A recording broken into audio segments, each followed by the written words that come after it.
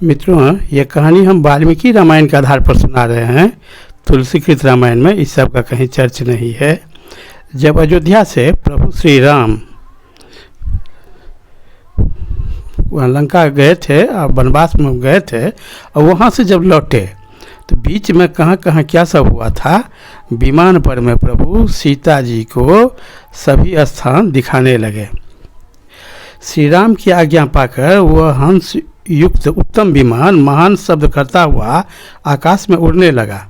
श्री राम ने सब ओर दृष्टि डालकर चंद्रमा के समान मनोहर मुख वाली मिथिलेश कुमारी सीता से कहा, विदेह नंदिनी, चिकुट पर्वत के विशाल श्रृंग पर बसी हुई विश्वकर्मा की बनाई लंकापुरी को देखो, कैसी सुंदर दिखाई देती है।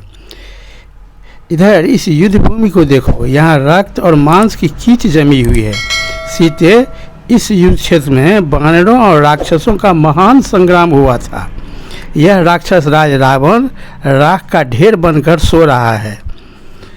इसे ब्रह्मा जी ने वरदान दे रखा था, किंतु तुम्हारे लिए मैंने इसका वध कर डाला है। यहीं पर मैंने कुंभकर्ण को मारा था। यहीं निशाचर प्रहस्त मारा गया था, और इसी सम्रांगण में वानर वीर हनुमान ने धूम्राक्ष का वध किया था। यही महामनासुसेन ने विद्युत माली को मारा था, और इसी रणभूमि में लक्ष्मण ने रावण पुत्र इंद्रजीत का वध किया था। यही अंगद ने विकट नामक राक्षस का वध किया था, जिसकी ओर देखना भी कठिन था। वह विरूपाक्ष, महापाश और महोदर भी यही मारे गए थे। अकंपन तथा दूसरे बलवान राक्षस यही मौत के घाट उतारे गए थे। त्रिशरा, अतिकाय, देवांतक और नारायणतक भी यही मार डाले गए थे। ये कुंभकर्ण के दोनों पुत्र कुंभ और निकुंभ भी यही मृत्यु को प्राप्त हुए थे। वज्रदंश आदि बहुत सारे राक्षस यही काल के ग्रास बने थे। अकंपन और पराक्रमी सोनिताक्ष का भी यही काम तमाम हुआ था। युपाक्ष और प्रजंग भी यहीं पर मारे गए थे। जिसकी ओर देखने में भी भय होता था, वह राक्षस विद्युत जिह्वा यही मौत का ग्रास बना था। यज्ञ शत्रु और महाबली सुप्तघ्न को भी यही मारा गया था। सूर्य शत्रु ब्रह्मास्त्र नामक निशाचरों का भी यही वध किया गया था। यह समुद्र का तीर्थ दिखाई देता है। यहाँ समुद्र को पार करके हम लोगों ने वह रात यहीं बिताई थी। खारे पानी के समुद्र में यह मेरा बनवाया हुआ पुल है, जो नल सेतु के नाम से विख्यात है। देवी, तुम्हारे लिए ही यह अत्यंत दुष्कर सेतु बांधा गया था। समुद्र को तो देखो, जो अपार सा दिखाई देता है। शंख और संपियों से भरा हुआ है। वह सागर कैसी गर्जना कर रहा है। सुवर्णमय पर्वतराज हिरण्याभ को देखो, जो हनुमान जी को विश्राम देने के लिए समुद्र की जलराशि को चीरकर ऊपर को उठ गया था। यह समुद्र के उदय में ही विशाल टापू है, जहां मैंने सेना का पड़ाव डाला था। यहाँ पूर्व काल में भगवान महादेव ने मुझ पर कृपा की थी। सेतु बांधने से पहले मेरे द्वारा स्थापित होकर वे यहाँ विराजमान हुए थे।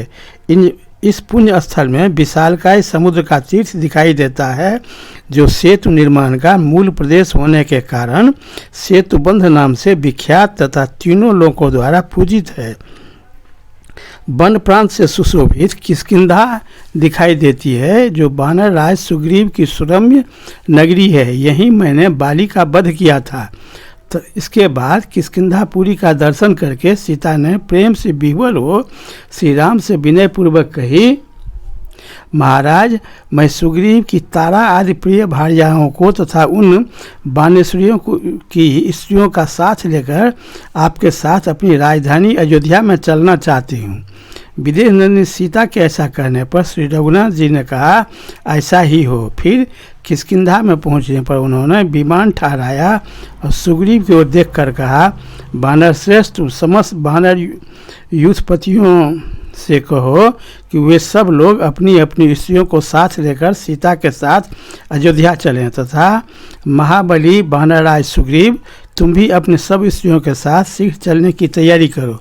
वानर राज सुग्रीव ने शीघ्र ही अंतःपुर में प्रवेश करके तारा से भेंट की और इस प्रकार कहा, प्रिय, तुम मिथिलेश कुमारी सीता का प्रिय करने की इच्छा से श्री रघुनाथ जी की आज्ञा के अनुसार सभी प्रधान महात्मा वानरों की स्त्रियों के साथ शीघ्र चलने की तैयारी करो। हम लोग इन वानर पत्नियों को साथ लेकर चलेंगे और उन्हें अयोध्यापुरी तथा महाराज दशरथ की सब रानियों का दर्शन कराएंगे। तारा की यह आज्ञा पाकर सभी वानर स्त्रियों ने श्रृंगार करके उस विमान की परिक्रमा की और सीता जी के दर्शन की इच्छा से उस पर चढ़ गई। सीते श्रेष्ठ महान पर्वत दिखाई देता है, इसका नाम ऋषिमुख पर्वत है। यहाँ मैं वानर राज सुग्रीव से मिला था और यही वह पंपा नामक पुष्करिणी है जहाँ तुम्हारे वियोग से अत्यंत दुखी होकर मैंने विलाप किया था।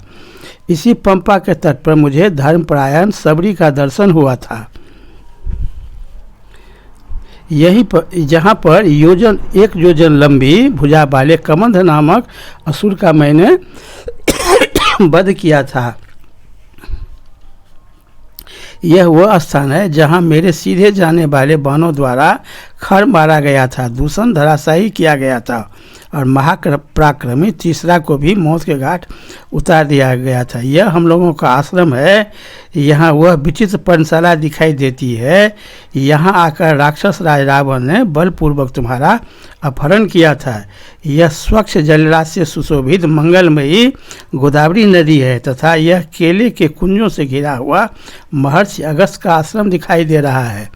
यह वह स्थान है जहाँ मैंने विशालकाय विराध का वध किया था।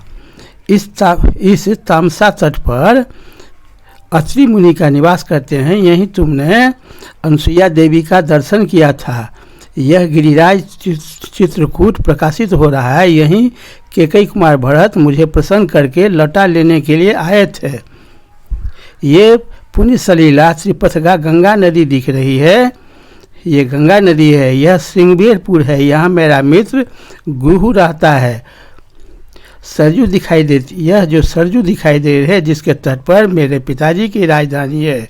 विदेह नंदिनी, तुम वनवास के बाद फिर लौटकर अयोध्या को आई हो, इसलिए इस पुरी को प्रणाम करो। तब विभीषण सहित वे सब राक्षस और वानर अत्यंत हर्ष से उल्लसित हो उछल कर अयोध्यापुरी का दर्शन करने लगे। मित्रों, ये कहानी वाल्मीकि रामायण के आधार पर है।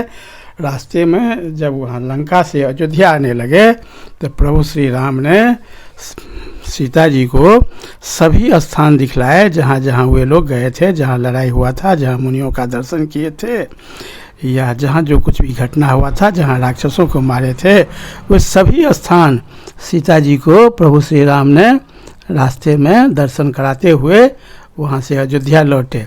बहुत बहुत धन्यवाद। आगे की पुनः वाल्मीकि रामायण के आधार पर मैं अभी कथा सुनाता रहूँगा।